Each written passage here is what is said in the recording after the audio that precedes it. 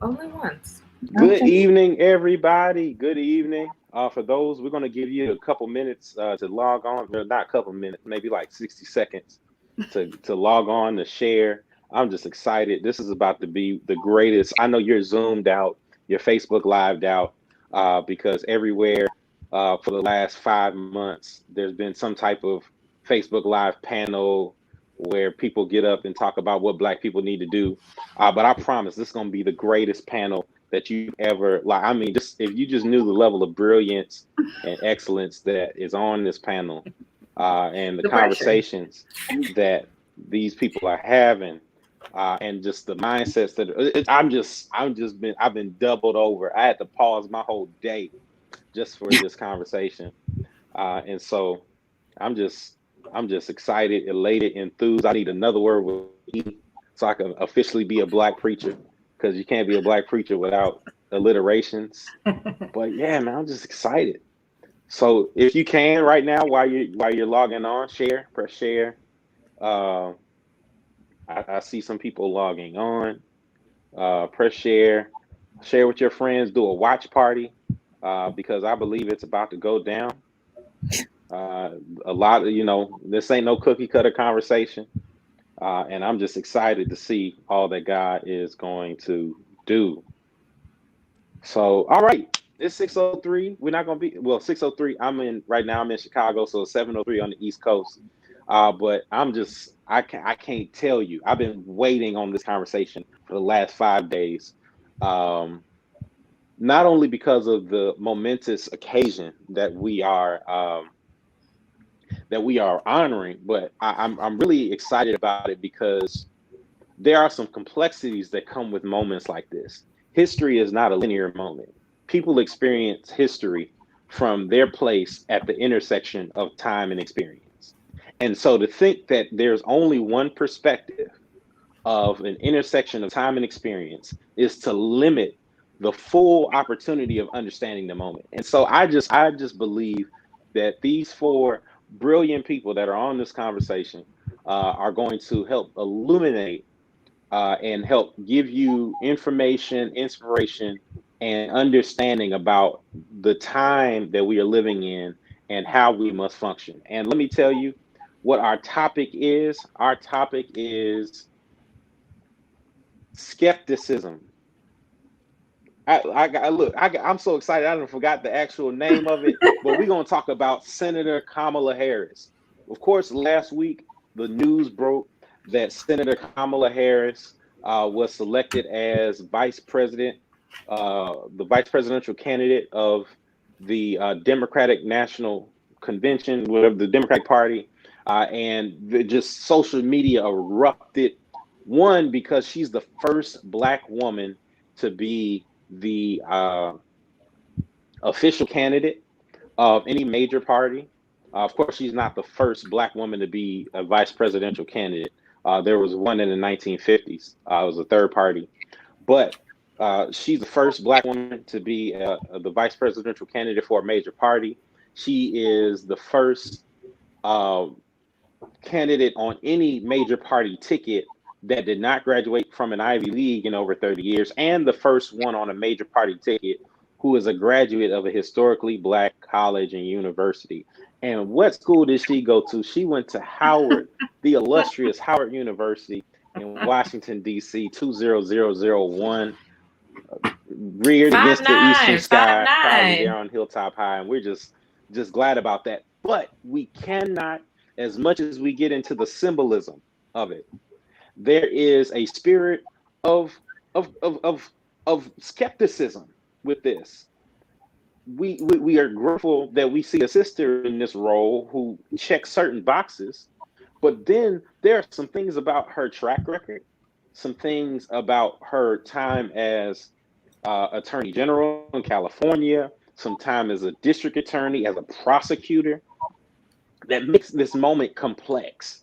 And I've seen so many different opinions, so many different talking heads. And one of the issues that I've had with this, and this is just what I believe, I've seen a lot of men talking.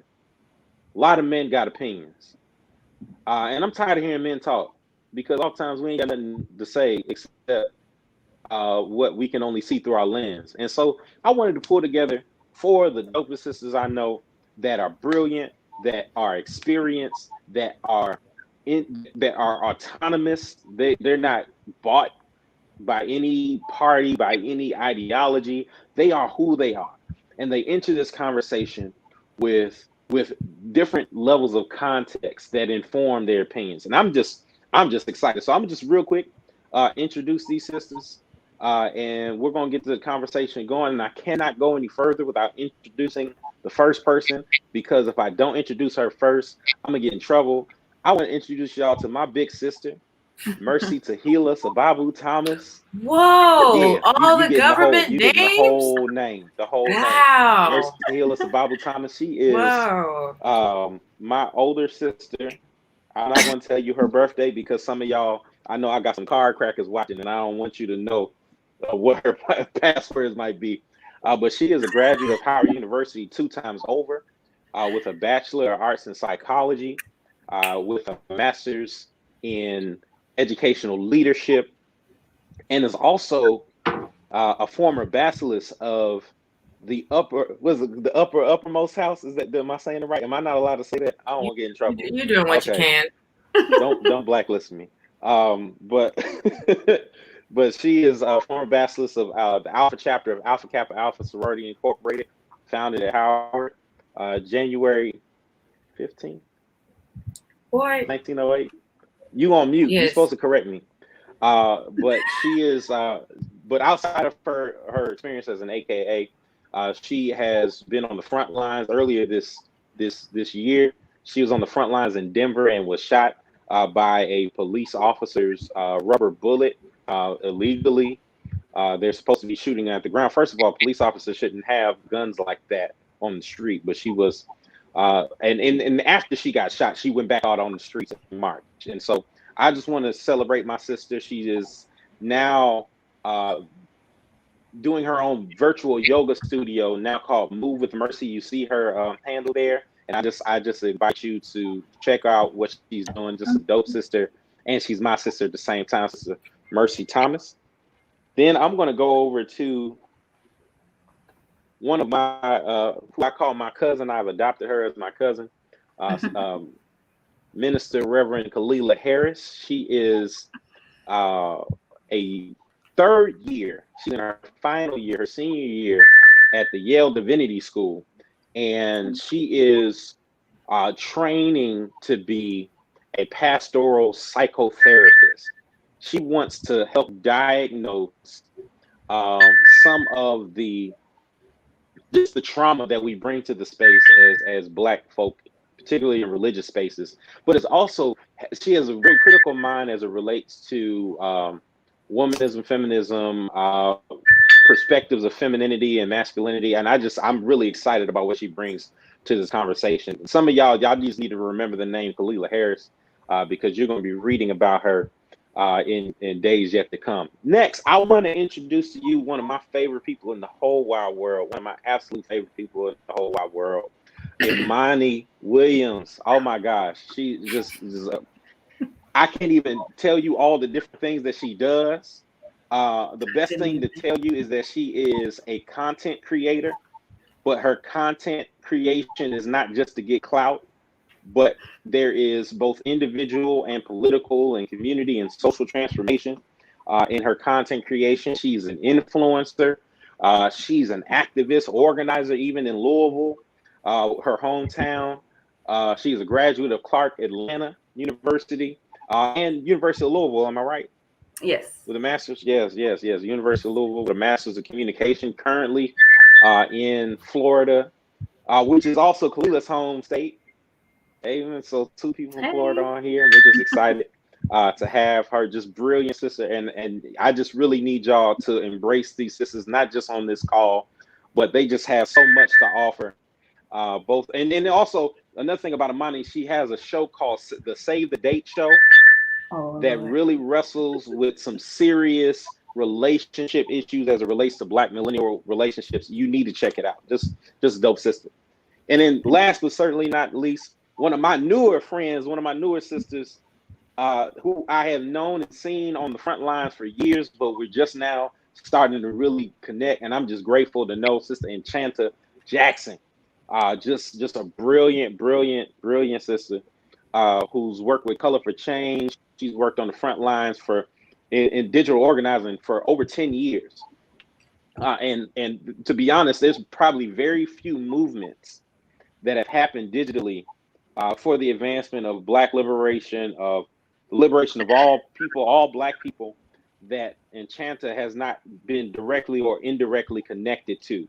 And so I can't hold any longer. As you can see, I'm bubbling over because I really believe that these are the conversations we need to be having. And so let's get right into it. Before we start, this is how I want to start. I really believe that we need to bring the ancestors into this space. And so I want all of the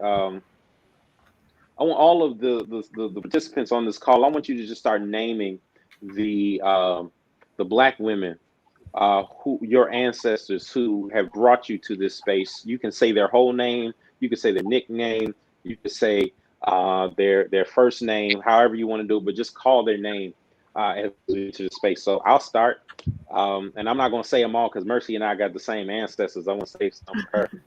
But I speak the name of Clementine Blackwell. I speak the name of Phyllis Chambers Gibbs. I speak the name of a new ancestor, my college classmate, who went home and transitioned from labor to award last week. I speak the name of Ashley Laverne Tannehill. I speak the name of my little sister who just was tragically killed on Friday. I speak the name of Lindsay Stevens right now. So I welcome them into the space and I say Ashe. Ashe. Ashe. I'll go. You on mute? Are y'all on mute? Am I on mute? Can you hear me? No, I can hear you. Okay. I will say the names of my immediate ancestors. Miss Ella Kennedy, my grandmother, Noreen Williams, my other grandmother, Betty Smith, another grandmother. I have lots of grandmothers. And my great grandmother as well, Mary.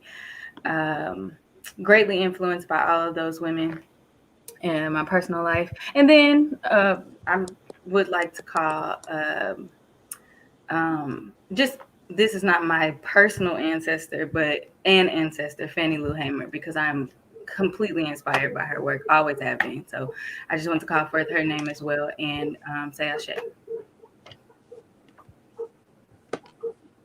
I'll call on the name of my great grandmother, Bernice Leslie. I'll call on the name of a recent ancestor I dug up some information on, my great grandmother, Miley Hickson. And I'd love to call on the name of Ida B. Wells.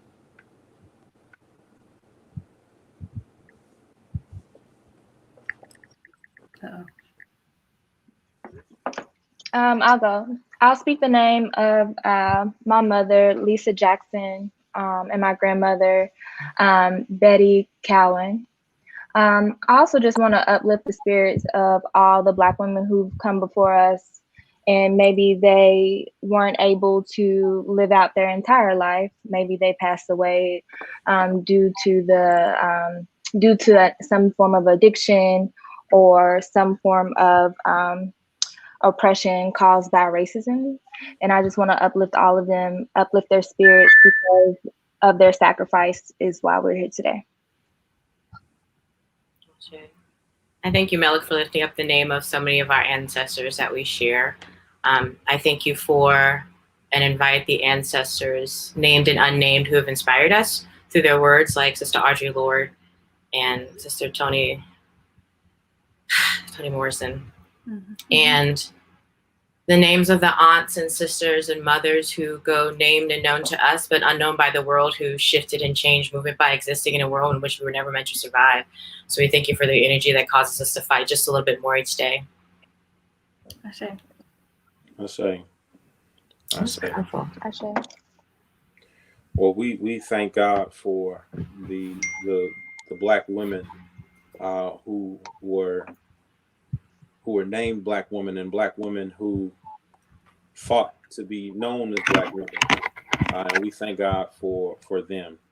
So as we enter in this space and we talk about ancestors, we think about the historical moment of a Black woman becoming the official, this week, officially the Democratic nominee for Vice President of the United States. And so I want each of you to name and share, and you don't have to go too in depth because we got some other questions to ask, but I want you to go, what does this moment mean for you personally as somebody who identifies as a Black woman? So I want you to just share, whoever, just go in and I'm going to step out the way. I want this to be a dialogue and a conversation. So what does this moment mean for you personally, not just politically, but you personally as a Black woman? I can go first. To me, this moment just means like, okay, let's go ahead and roll with it, right? We've been waiting for like this to happen for some time. And so I'm ready to get the ball rolling.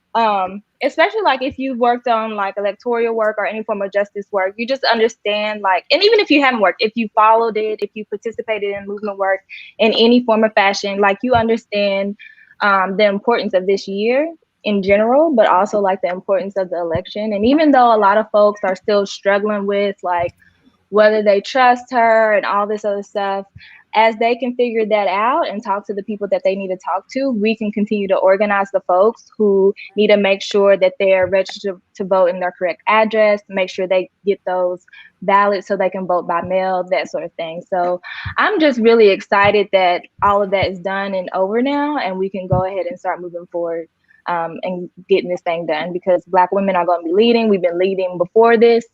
We'll continue to lead after this.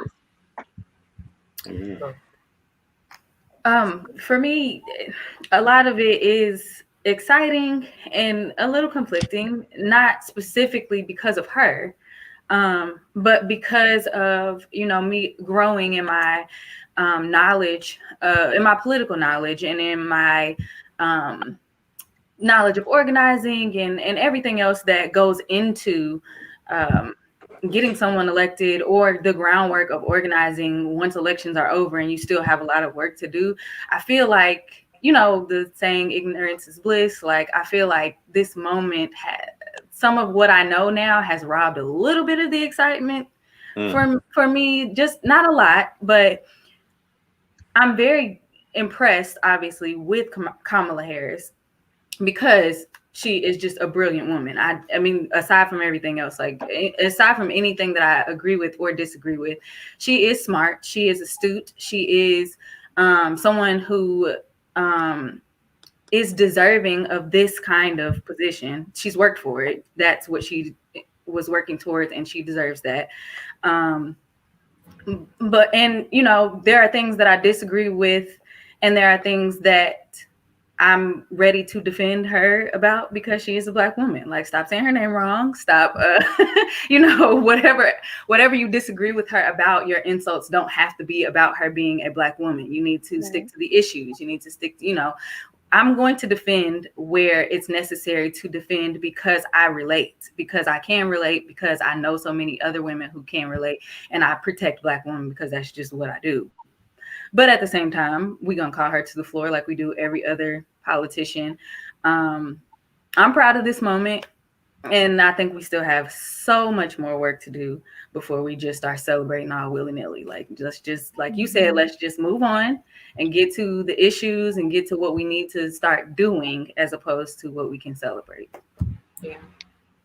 I really like that sentiment. And I think it echoes a lot of what was felt this past week and what was felt over a decade ago, when there were other elections where we had a moment to celebrate, and then seeing and knowing what we know now, it takes a lot more than just a celebration to get the job done. So the instant feeling was, representation, celebrate. I know what, and because you know what's coming, and you know immediately they're following, not only because of womanhood, but because of Blackness. You know the attacks are going to mount. So it felt like, all right, well, now's the time to get to work. It's time to organize, because we were going to organize anyway, but now it's time to organize around facts, around biases, around the way in which we vote. Because as you know, if you trust Black women in the last couple elections, we know how we have been voting, and we know we've been voting on the side where we've been supporting collective human rights, because our freedoms and liberations are intertwined. And we see that intersectionality better than a lot of groups.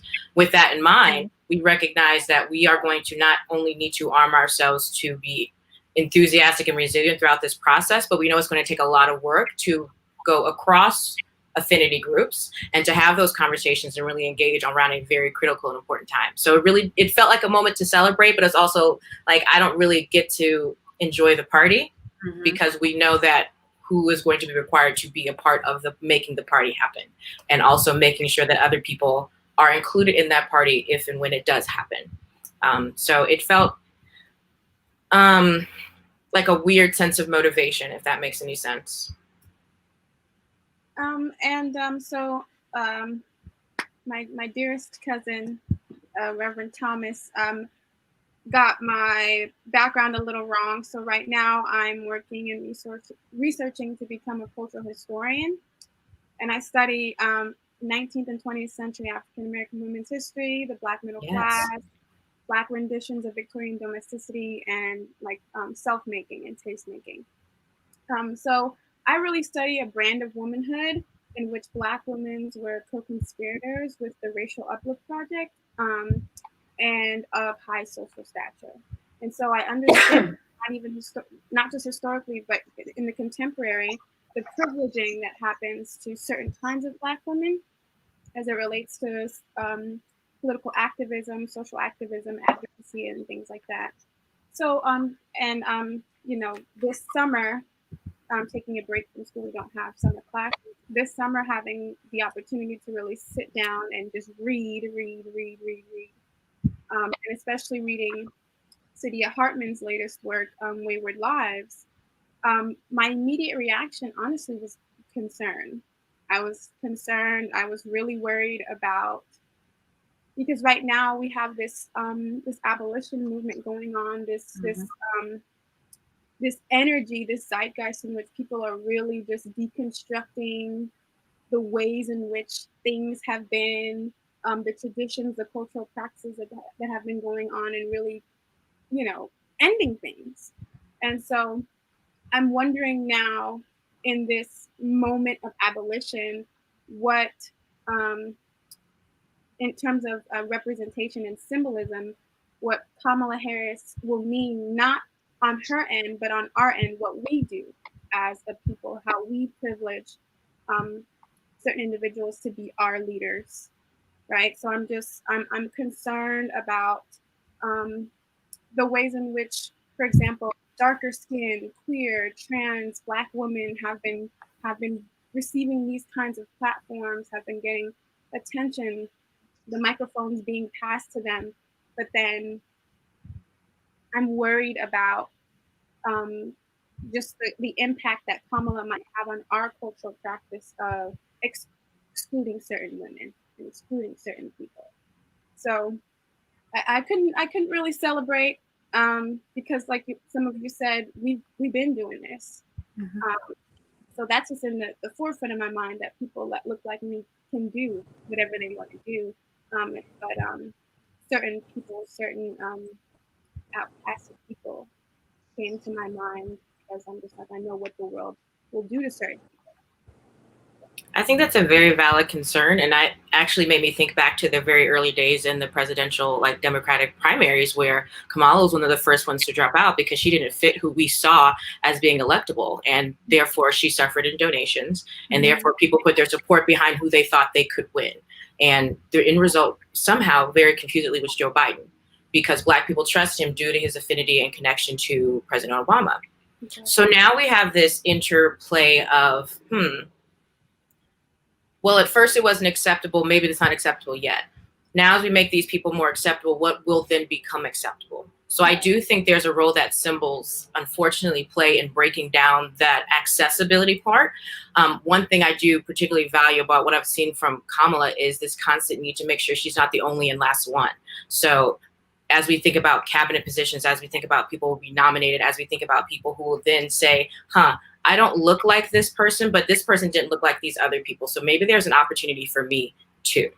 How then can we make it more accessible for those individuals who are not necessarily getting that promotion and that marketing and that support in the front end, so that we can still make sure that they are invested and engaged in the future, because those voices do need to be amplified and elevated at all costs, because that's the only way to ensure that we're representing the collective voices of our communities.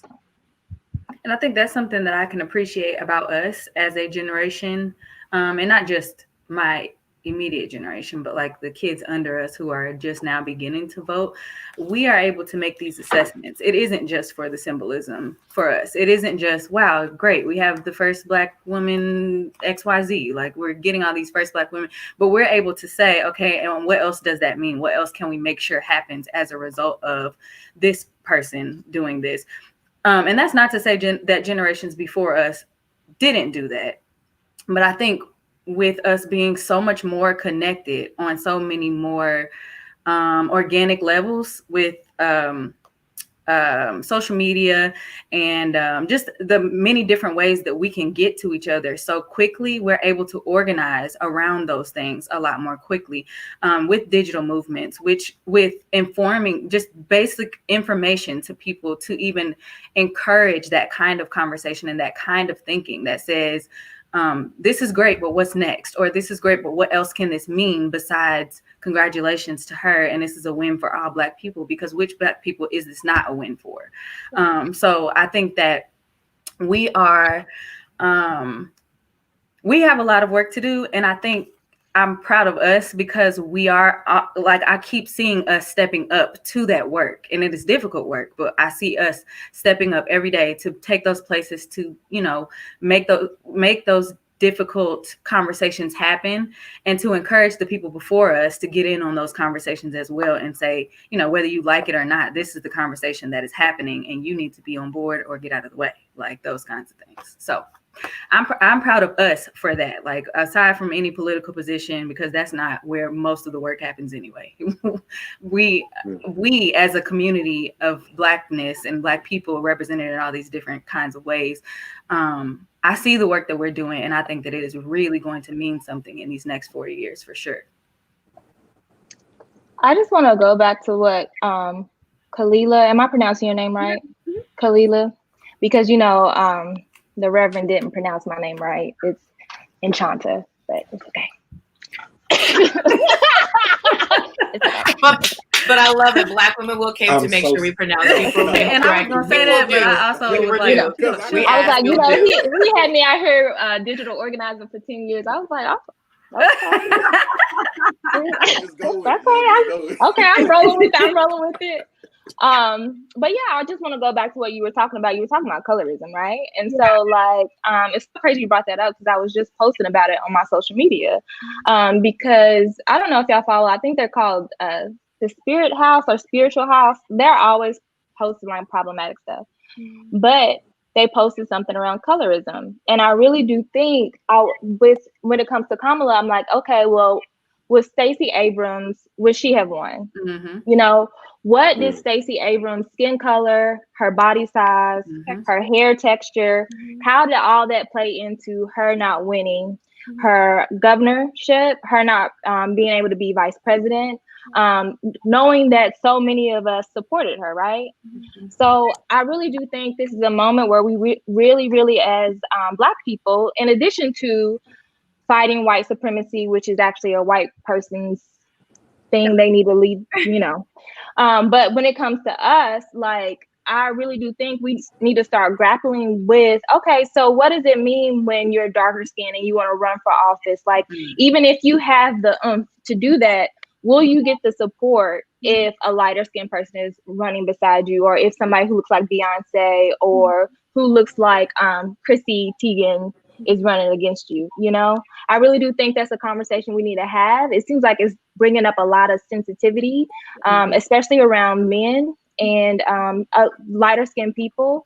But it's something that we need to create more space for. And I think what Imani was talking about, like the digital space, is like a great place for us to do that. A lot of conversations are happening there. And even though it's very hard to digest some of these comments, it's really good to at least see people are trying to open up and have those conversations at the very least.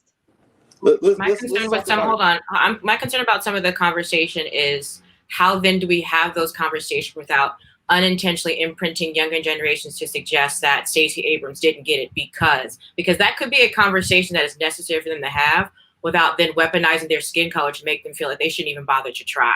It is saying that, unfortunately, these conversations are happening around tables where someone's electability is related to their skin color or their likability is related to their height or their weight or body size. How then can we say, unfortunately, these conversations are happening? With these conversations in mind, how then do you advocate for yourself or leverage your friend's privilege to advocate for others so that we can see these things as future assets to represent larger parts of the population? Because I've seen where we want to elevate people to conversations, but I've also been in a classroom where the young boy says, yay, finally a dark-skinned girl wins the award. Where there's a teaching moment to say, okay, yes, a girl won the award, and now you're simultaneously making her feel bad for the color of her skin. How can we celebrate these things together without then creating another unspoken language of rejection or privilege that we are also trying to avoid in having those conversations? I think the same way we do with Black people, right? Mm-hmm. So when Black people win something, like, you know, there's usually a white person's space, we celebrate them. And it's like, it's dope that you won. And you should acknowledge when a darker skinned person wins something. And a lot of times, if you are darker skinned, you're probably extremely familiar with colorism, and you are probably extremely familiar with not having access to a lot of different spaces or a lot of different resources or opportunities, that sort of thing. So yeah, I think it's just similar to how we're even doing Kamala right now, you know, like folks need to be celebrated. We need representation, and, you know, Black folks, we're not a monolith, right? So like, I mean, we can look at this screen right now and see we're all different shades, right?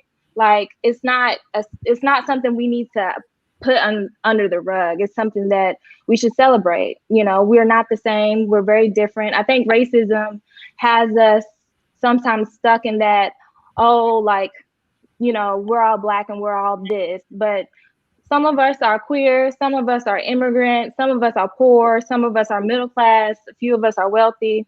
Some of us went to Howard. You know, like, we're all different. That's funny. And it should be acknowledged. You know, it should be acknowledged. Go ahead. I was going to say another way to do that without creating dangerous language is to acknowledge that the dangerous language already exists. That's what we're combating. The dangerous language says that a dark-skinned person is not as valuable as a lighter-skinned person, or not as attractive, or not as smart, or whatever other very harmful things people say or believe intentionally and unintentionally about darker-skinned Black people. And then when someone who is darker skinned or heavy set or queer or whatever the case may be wins something or does something great, we celebrate them, and then we amplify the voices of people who see them and are excited.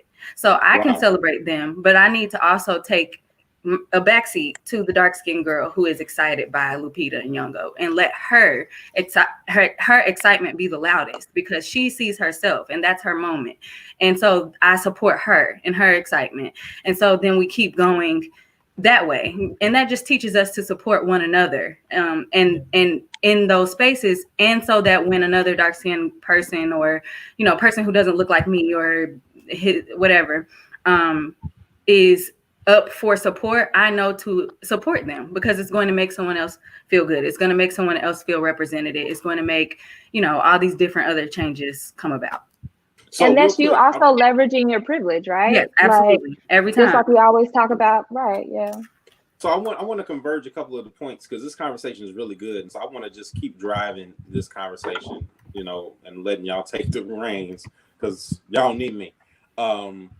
One of the things we talk about, we've been this conversation about digital space, about colorism, and just some of the languages around that. It reminds me of what's going on now with Talib Kweli, digitally harassing Sister Maya Moody on Twitter, and the reason, the impetus for him harassing her was because she pointed out colorism in hip hop. Mm-hmm. And one of the tragic thing for me is not just that Twitter and social media has allowed for him to do all he's doing for as long as he's doing it. The tragic thing for me is that a lot of Black men are defending Talib in hip hop, in Twitter. Because I have a spoiler for you. He is not harassing her because she brought up color, and he's harassing her because of sexism and misogyny. Because if that conversation was happened and had by a male, it wouldn't be a matter of harassment. But because a woman brought it up to him, and he probably also has some issues with colorism, he felt the need to continue to antagonize a person who was interested in a conversation or was probably very accurate in their representation of information. But he felt emboldened and empowered by his affinity and his privilege as a male to then take his subsequent actions. So I think those two things need to be acknowledged. So my question is along those lines. How does that misogyny and that the misogynoir, to use I forgot the sister that came up with that term. I want to name her. Somebody drop her name in the comments so we can give her credit for it. The misogynoir, the sexism, the patriarchy, how does that play into some of the criticism from Black men and even some Black women and other Black persons of Senator Kamala Harris? Because in some spaces, Black men are allowed to be mediocre and we celebrate them even in the midst of their mediocrity. For example, the fact that everybody's about to tune in, I think either tonight or tomorrow, to hear President Barack Obama and, Dr. Moya Bailey. Thank you, my dear sister Candace Simpson for letting me know that, and Crystal Leapart, thank you. How do we mediate that and be able to toe the line? Because Barack Obama dropped more drones and deported more people than we give him credit for, but just because he wears a tan suit on Easter and because he says he listens to her or every other song that he might see on Malia or Sasha's, probably more so Sasha's list. How are we allowed? How do we deal with the fact that Black women are not allowed to be mediocre? Cognitive dissonance. So let's cognitive dissonance. Like it's just a state of privilege and mindset that allows you to dissociate from an issue because it doesn't directly affect you. You can have the conversation of I'm not a racist, but I'm not a sexist, but and follow it with something they're sexist, and that still means that you had to preface it with something. So I think until men are willing to address that, some of their perspectives might be rooted in something like misogyny or something like misogynoir because it's a Black woman, then the conversations won't happen. I mean, the fragility of it, the masculinity, the toxicity of it, it won't be a fruitful or productive conversation. Also make note that a lot of men did challenge Talib Kweli. We don't know that at large because he didn't reply to them or he didn't give them any of the energy that he's giving this young lady. I never knew who she was before this, but I knew who he was, but I didn't know who she was until he started harassing her publicly. And that's how I, came across her profile or whatever. But I'm saying that to say it's going to take men holding men accountable to that, because the same way we tell white people that Black people cannot be the only ones who dismantle white supremacy in this country, women cannot be the only combatants of patriarchy, because one, all of us are affected by it, but some of us have also internalized it. So that's one thing. And then you have men who are also going to fight us on it. But if men fight each other about it, maybe y'all can get somewhere. Because if y'all are gonna be the ones to, if we criticize Kamala Harris, rightfully so, whenever it is, whenever there is a time for that, and someone is being overly harsh or whatever, and you can bring up something about Barack Obama that he did that kind of flew under the radar because he was just this wonderful man. And I wouldn't necessarily consider him to be mediocre, but I will say that he isn't criticized, obviously, half as harshly as Black women are ever. He received a lot of criticism, and so did his wife, and she wasn't even doing nothing but being his wife. So it's like y'all have to butt heads on those issues, because we'll look like we just crying and we just soft. Now we're still going to do that, but unless you guys step up to the plate and say, well, if you're going to criticize this, you need to also be able to say this, or make those comparisons and call each other to the floor and get in each other's faces about that. I just think you'll get a lot farther if you guys do that. Yeah. And I think it was Assata Shakur who said the oppressed, something along the lines that the oppressed cannot appeal to the morality of their oppressors. So I really just don't really see the purpose in asking the very same people who are hurting us, who began hurting us in the first place, to stop. Not sure what about us that they found joy or content in hurting would encourage them to stop hurting us. So like my dear sister said, that question really wasn't for us. No, that's real.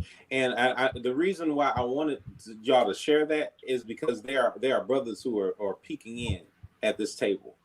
And oftentimes at tables like this, the brothers we often try to have, and I say we because I'm included in that, we often try to have the loudest voice and claim that we're listening, but we only hear it. It's not that we're listening. And so, yeah, that is a conversation that we need to have amongst ourselves. And so I just really quickly, are there any questions? If you have any questions, I want you to put them in the chat on Facebook.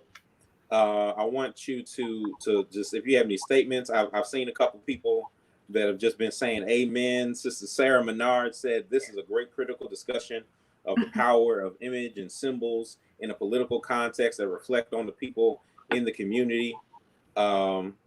We thank God for that. People dropping the names of their ancestors. We thank God for you. I'm so churchy, and I don't even mean to be churchy. I'm out here.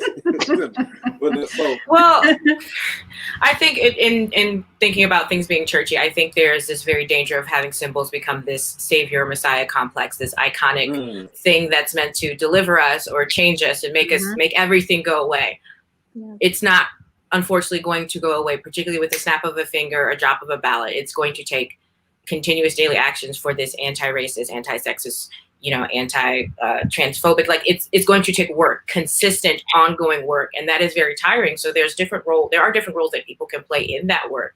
But if you're not willing to engage in that work, it's something that very unlikely will be done. And that's a lot of the way in which the cynicism starts to set in, where you have this hope for this new future and this idea of utopia if you just pass a vote or if you just call your senator one time.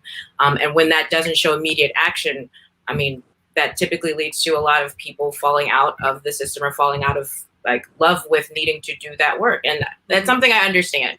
It's something that I often empathize with. I hope there are certain moments in your daily life now that will cause you to be radicalized towards change. Yeah. I know it can feel like things need to be broken down to a microbe, and that may be the case. Sometimes it feels like you need to recreate the wheel and you might not need to. I think there is a lot of work that has already been done both within our country and abroad to suggest that we can do the work that is good for humanity and good for human dignity. And that's not very easy when you're used to saying, well, this is how it's been done. This is how it's been done is that level of cynicism that recurs, particularly, when you talk about election cycles and voting or taking civic action. It's just, well, what's the point? And it's like, well, you have to make it relevant for you. Otherwise, I can understand why it would be very easy to be very cynical and to want to fall back. And if there's no connection or reality point for you, I think maybe there is a little bit more looking around, because I think this particular administration has shown the very many ways in which we can be impacted on a grand scale, and not even reflecting the small works at the local, maybe your ANC level, your city council or school board that's having, because you're so distracted by the larger picture. I think that's kind of the danger of just holding on to symbols and iconography as a means of being, as a means of delivering us from evil, because that's just not going to be it. The master's tools were never meant to break down the master's house. We have to develop our own tools and design them to create our own sort of systems that work for the communities, because we know our communities best. And to that same effect, So Kalila, oh, I'm sorry. go ahead. Go ahead, No, go ahead, because I think I Marnissa. think you were probably going to say something that was going to go right with what I was going to say too. No, it wasn't. Go ahead. Well, Go ahead. I was just going to say, to the point of symbolism, I think something we need to keep in mind about politics in general is that politics in itself is very symbolic. Like, it's not we in our minds, people who organize, people who are really thinking about the greater good, or people who have compassion for other people, we're thinking about equity, we're thinking about bringing people up, we're thinking about politics. Does not do that. Politics thinks about satisfaction. How can I satisfy the most people and then get them to be quiet about all the issues that they're mad about? So we have to keep that in mind about this. Yes, we're satisfied with having a Black president, but then what kind of equity did that create for us? What kind of resources came into our community? And so we have to keep pushing for those things. We have to keep saying, it's not enough. Like, thanks, I guess, but it's not enough. This is not enough, and it will not be enough until. And so we have to keep pushing for what we want, for what is good for everybody, not just for what satisfies the most number of people who pay taxes. That's not going to get us anywhere. So like Mercy was just saying, that continuous work is going to be the only thing that will make any change. It ain't going to be voting every 4 years. Like, that's not going to make the most change, because politics is not set up for that. All right, so I got two questions. I'm going to point to Kalila and Enchanta. I gotta get it right. Because people mispronounce my name. That's why I gotta get it right. So, Kalila, as a seminarian about to go into not just the practical world, but also the world of scholarship, what do you believe is the task of theology in this moment? Like, how do we reconcile in a moment where, our race, our gender, our sexuality are interacting with I don't want to even say a rapid decline or a steady decline in the American Christian empire? Like, what do you think is the task of theology, not just Christian theology, but how Black folk reconcile themselves in faith in this moment?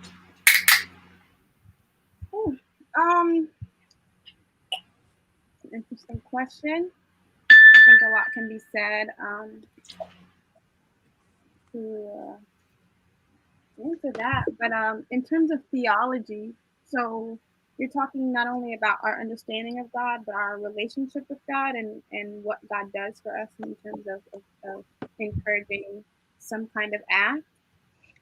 And that's hard to say in a secularizing America, in a secularizing Black America. And it's also difficult for me who, particularly when it comes to social activism, political activism has more of a humanist take on things.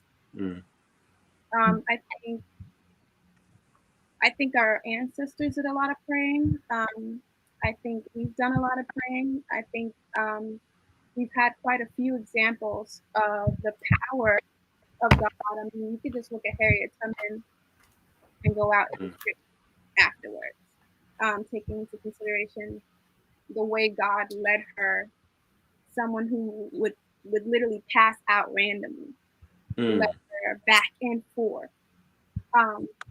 So I think now what it takes is not necessarily a theology, but I have like a more of an anthropological approach where the will in it of itself is enough.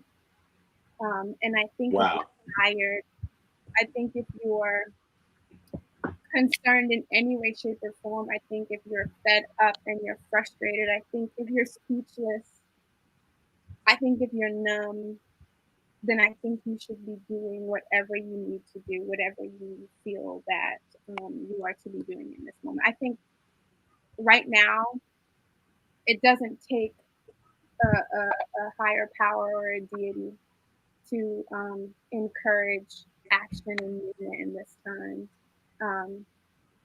Yeah, because there's so many things going on Wow. in this landscape as it pertains to our spirituality, our theology. Um, there's a revolution going on in the church. The church is with its own stuff. Black Americans are grappling with faith in ways that they have never before. Most of the Black women who are at the forefront of the radical left, at the forefront of abolitionist movements, are queer atheists. Mm. So I think if you go to bed at night concerned about this country or concerned about Black people in America and what we have as options, I think that's what you should lean into. It doesn't really take too much rationale or reason or even some theological encouragement.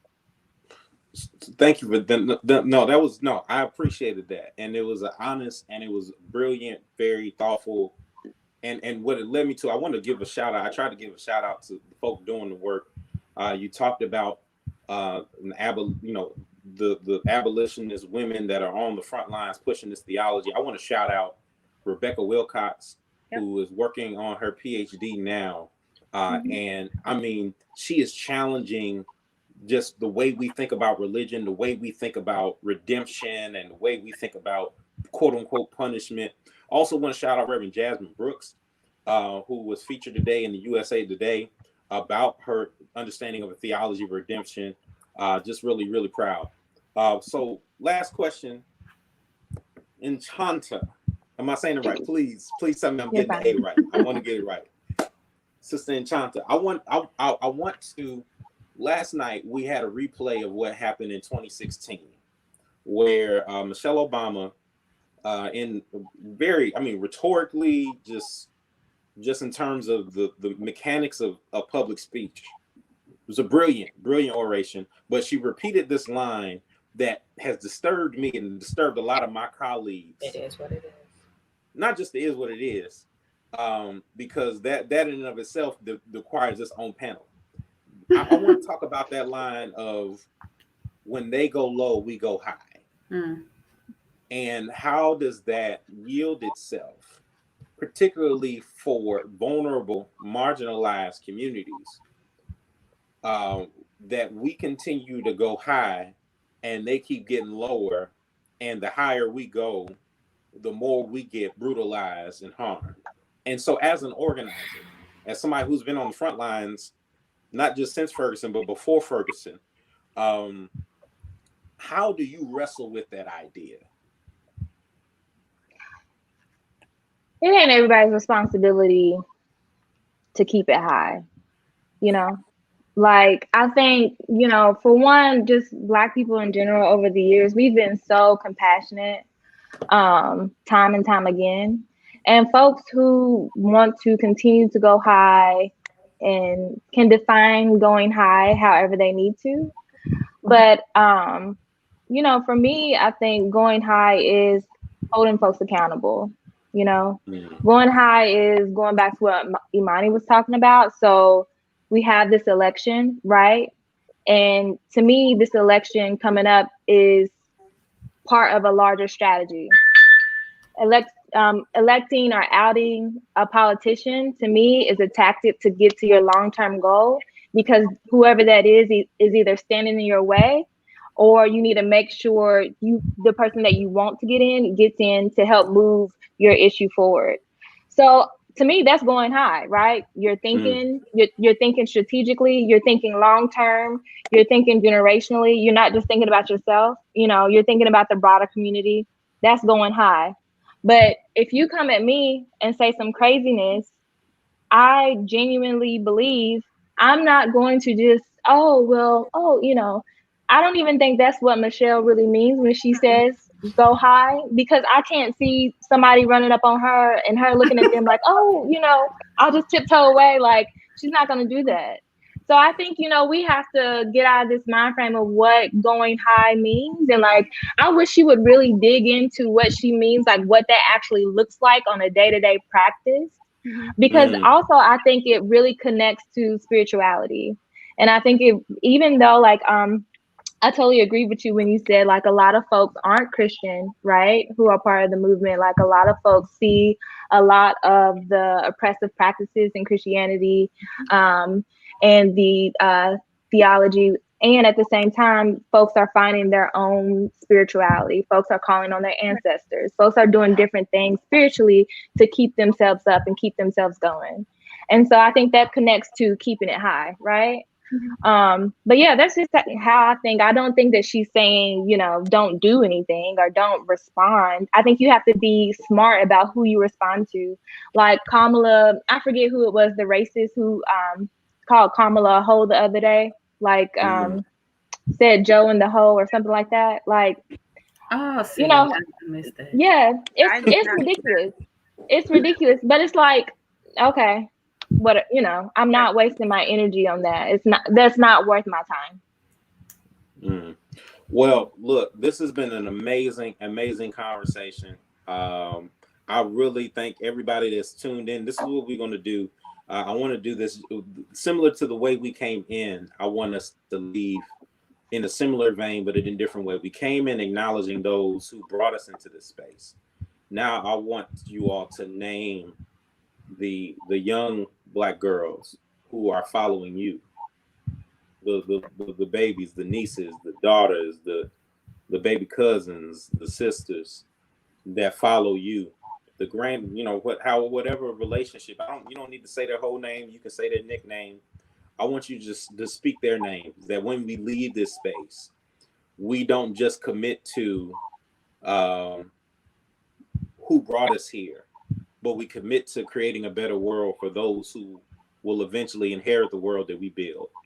So just go ahead. Just let's start with Mercy, since she's the elder of the group.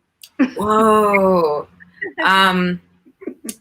I speak to the young women and young girls that I saw in the streets during the protests.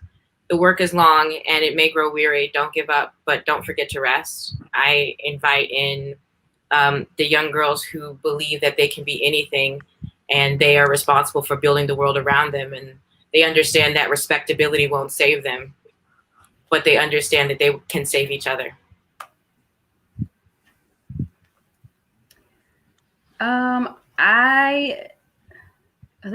I feel like there's so many people to name, like kids to name, and I do not want to forget anybody or anything. But I have younger cousins. I have a lot of younger girl cousins. I have mentees. There's groups of young people in Louisville right now who have been organizing this entire time around the murder of Breonna Taylor, and I want them to be amplified more than anything, because these are like very young children, like high school age kids who are confronting political leaders in my hometown with like seemingly no fear. Obviously, nobody has zero fear, but they are doing a lot of work that is very dangerous, but they're being very smart about it and they're being very serious about it. And I'm so proud to see that. I don't know all of them personally, but I'm just very, very, very encouraged by seeing what they're doing. And I want to invite the girls in who will never have any kind of political interest. The girls who just want to live every day without, you know, having to experience the things that they experience every day. That is a valid concern, and they don't have to be politicians to have an issue with the things that they see around them every day.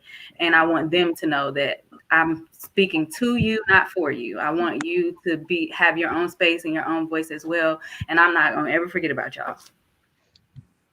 As I'd like to lift up two different groups, two kinds of girls. So the first is the soft Black girls, the empaths, the ones who are witnessing everything, who are disgruntled and frustrated, but having a hard time processing all of this and how long this has been going on.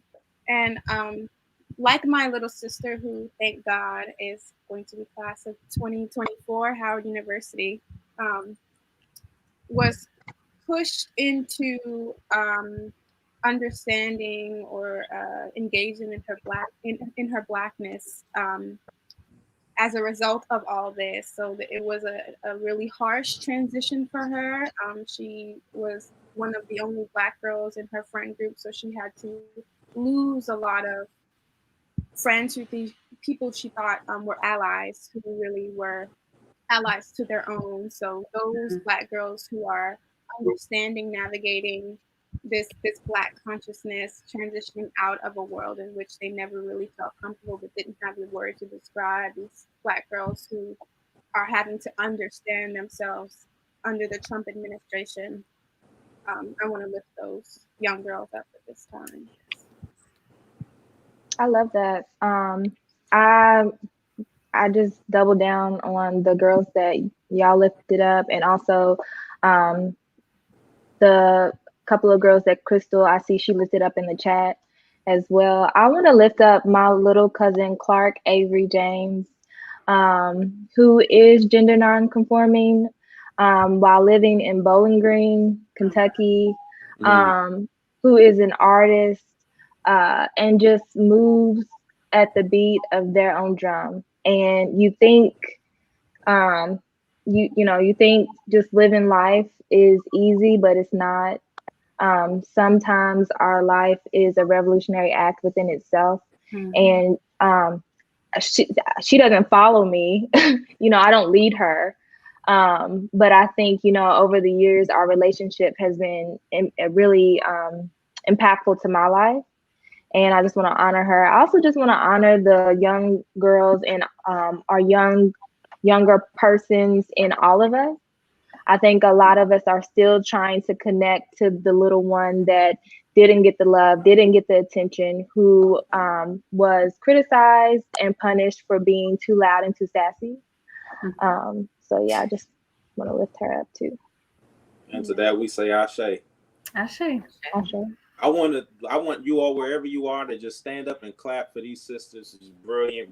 I'm trying to hold back a little bit of emotion. This has been a very, very beautiful conversation, just very thoughtful conversation.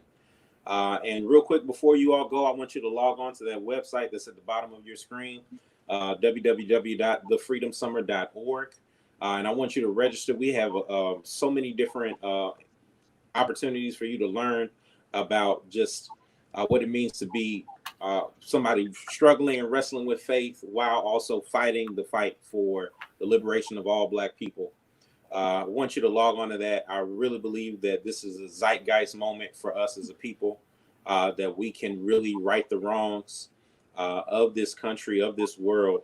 And I'm just really, really excited to be able to serve with brilliant people like you. Not just those who are on the chat, but particularly these people that are on this panel. You all are the best of our people. And I'm just so grateful to know each and every one of you. All right. Y'all be blessed. Have a great rest of your Tuesday. Don't eat too much, because I'm going to eat some more. All right. Peace. Thanks for organizing this. Thank you. Yes.